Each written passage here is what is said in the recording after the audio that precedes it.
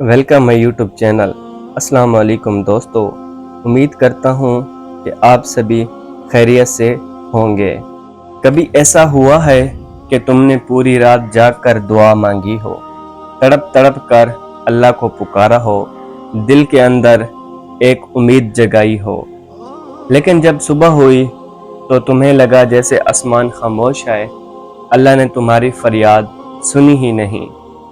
ये वो लम्हा होता है जब इंसान की हिम्मत जवाब देने लगती है, जब दिल कहता है शायद मेरी दुआ कबूल ही नहीं हो रही, शायद इसके काबिल ही नहीं हूँ। लेकिन रुक जाओ, ये वही वक्त है जब अल्लाह तुम्हें खुद अपने करीब बुला रहा होता है। ये वो लम्हा है जब तुम्हारी दुआ तुम्हारे हक में सबसे बड़ी आज़माइश बन रही होती है। याद है हज़रत यूनुस अलैहिस्सलाम का वाक़या। वो अल्लाह के नबी थे, लेकिन जब वो अपनी कौम से नाराज़ होकर चले गए तो उन्हें मछली के पेट में डाल दिया गया।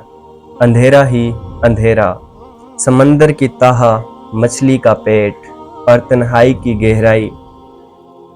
वहाँ भी उन्होंने सिर्फ एक दुआ की, ला इलाहा इल्ला अंता सुब्हानका इन्नी कुन्तु मिनज़्ज़ालिमीन।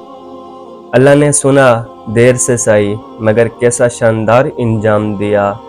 तो जब तुम बार बार दुआ मांगते हो और अल्लाह खामोश रहता है तो समझ लो ये खामोशी इनकार नहीं, तरबियत है।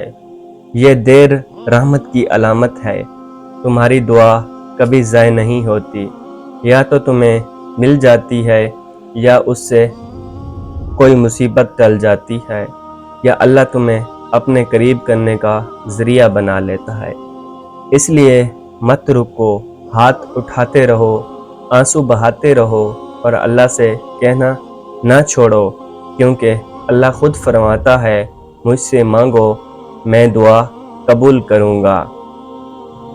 याद रखो, तुम्हारी आज की खामोश दुआ कल तुम्हारी ज़िंदगी का सबसे बड़ा इनाम बन सकती है। तो सब्र करो, यकीन रखो और अपनी दुआ को कभी मत छोड़ो। जो रब दुआ सुन रहा है वही रब वक्त आने पर दरवाजे खोलेगा। अगर कभी तुम्हें लगा कि दुआ कबूल नहीं हो रही तो नीचे कमेंट में बस इतना लिखो, मैं सब्र करूँगा, मैं सब्र करूँगा, क्योंकि मेरा रब मेरा हाल जानता है। उम्मीद करता हूँ कि आपको मेरी वीडियो पसंद आई होगी।